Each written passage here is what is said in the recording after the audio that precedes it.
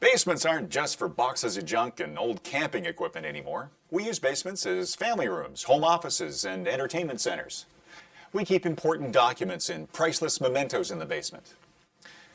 What do you think the most valuable thing is in here? Is it the big screen TV, the surround sound system?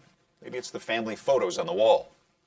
It's actually the BackWater valve installed below the floor. Here's what a BackWater valve looks like. Well, it may not be pretty, but it's worth its weight in gold because it prevents water from backing up into the basement and protects all these valuable items. The BackWater valve allows water from sinks, toilets, and tubs to flow out of your home and into the municipal sewer system, but has a simple gate which closes shut if water begins to back up from the city's pipes into your basement. Installing a BackWater valve in your basement is no small task. It's important to contact your municipality and get a plumbing inspection. That way you can secure work permits and help ensure the whole process follows the building codes in your area. Your contractor will be breaking through the cement basement floor and digging down to the sewer lateral. That's the pipe through which all the water from your sinks, tubs, and toilets flows to the sewer. A short piece of the lateral is cut out, and the BackWater valve is lowered in and secured. It's your last line of defense in preventing water from entering your home if your sewers are backing up.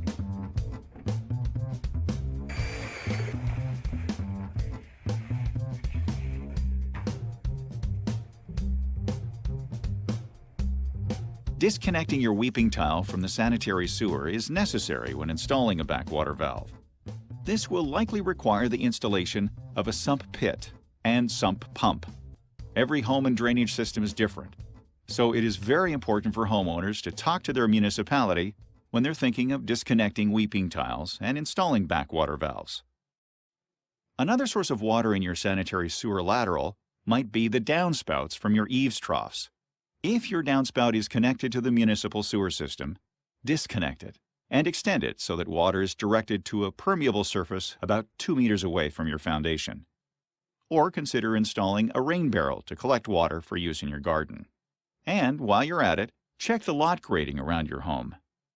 Make sure a compactable soil like clay creates a gentle slope away from your foundation to divert water away from your home. All of these steps help keep water away from your foundation and excess water from building up in your sewer lateral. And if there's a rush of water from the municipal sewer system, your BackWater valve is well positioned to reduce the risk of damaging waters entering your home. BackWater valves installed in a sewer lateral come with a see-through top, so you can check regularly to make sure it is not clogged with debris.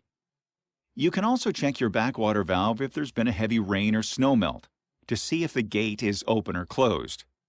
Then you'll know whether or not it's safe to use showers or toilets in those situations.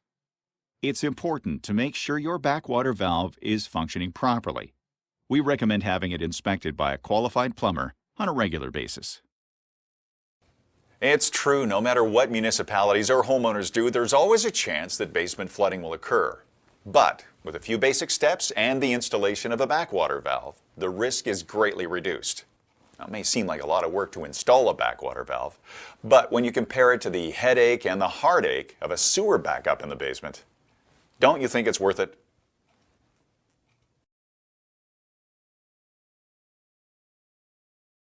So in Canada, rather than put in a clean on it as soon as you come into the building, they install this.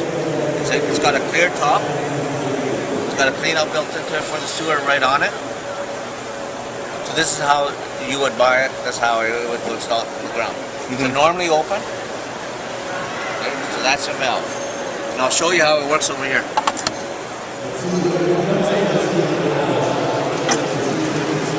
So this would be our flow path going down the sewer system out. So that would be your regular sewage going out. 95% of what goes down the sewer system is water, so it keeps this area always clean. O-ring here for a positive seal. That would be what would be installed in your home. It's a combination clean out and valve. If your city sewer ever backs up, we have 2 flotation devices on each side of the gate. It starts the lifting action of the gate. Water pushes it closed. About 45-degree angles there. So what happens is the water comes back really quickly, it's diverted into the sides, hits the 45, and slams it shut. So that would be a combination valve and clean out for your main sewer. Where would you install that? In the basement? That like would in be a the pit? very first fitting that comes into the building.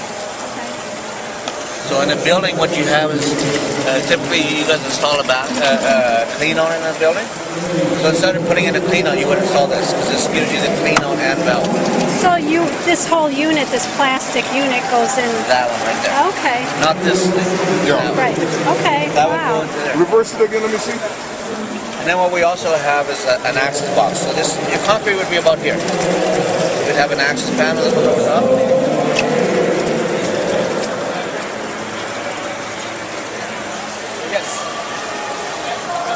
You can just feel it. Feel the back pressure there. Pretty good pressure. So this is something that's very popular in Canada. And the reason why it is popular in Canada, we haven't done much with it in the U.S. is in Canada we need airflow to our city sewers. So we have a city sewer in the street, and we have a venting system up on the building. Air goes back and forth, city sewer back to the up through the roof, back down. So it just keeps going back and forth. Because this is normally open, we can go right on the main, so we don't affect any air circulation from building to city sewer. So if you put a regular check valve there, you would close off that circulation of air. So in the U.S., I think the closest you guys have come to that was that when you install a building trap. This is before my time, but when you guys did building traps, or every 4th house had to have no building trap to allow air to go back and forth. But that's what we do in Canada.